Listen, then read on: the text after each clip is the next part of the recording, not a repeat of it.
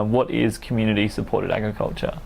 It started in the 70s in America with vegetable growers. So they decided that to help distribute the risk in the system from only the farmer holding the risk to share it with the eaters, they'd set up these community-supported agriculture models. And so people would sign up for their season share in advance and they'd get their box. So if you have a glut of zucchini, then that's what everybody's getting, is a glut of zucchini. The farmer doesn't have to go, damn, now I'm stuck with a glut of zucchini and I'm going to scramble to make it up with not enough tomatoes. Everybody has to bear that risk with the farmer. And also if they have a major disease, then they bear that risk too, because maybe the tomatoes get wiped out that season and you don't get any tomatoes in your box. So that's where it started. And then meat only really got into CSAs probably, I think it's only like in the last 10 years, and mostly in America. And the way we set ours up, and in Australia it's not, typically not as distributed risk, frankly. It's still most of the risk is on the farmer, usually all of the risk in fact.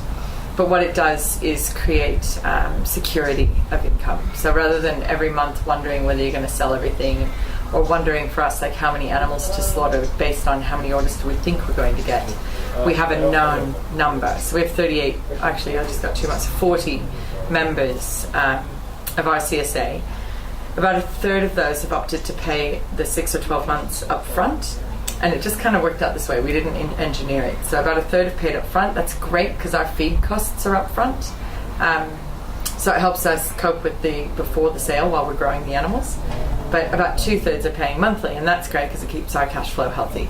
And so the model for us is fantastic. I have an assured income for the year that I know is going to cover our basic bills, and all the rest of those ad hoc sales on top of that, which are actually still more than the CSA sales, are like icing on the cake. That's where the income gets serious because it's more than twice. So the security of knowing that you've made those sales is really important. But the real benefit for us is the connection to the community. It's knowing that, Sarah feeds a household of 8 every night, so I need to give her big roasts in her mixed box. And June lives alone, so I try to give her just like 2 little loin chops in one bag instead of 4. And one doesn't like sausages, I don't know why, but one doesn't like sausages, another doesn't like ribs.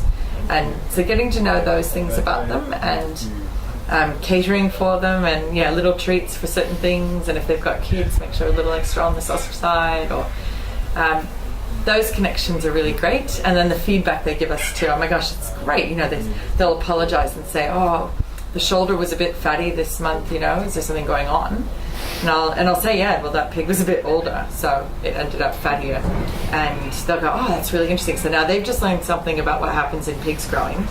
And I've got immediate feedback that, although they said that to me in a way that was totally fine, alert, don't let that happen very often. If it's a bit too fatty, deal with it in the butchering, Tammi, don't just let it go through. And the feedback is always really immediate and really kind, and people are so grateful that we're here growing food the way we are, that they just want to help, and so they tell us things in helpful ways. And I love all those connections. Well, so it's about a community, isn't it? It's totally about a community. Yeah, we love our CSA members. They're all getting handbags this year. And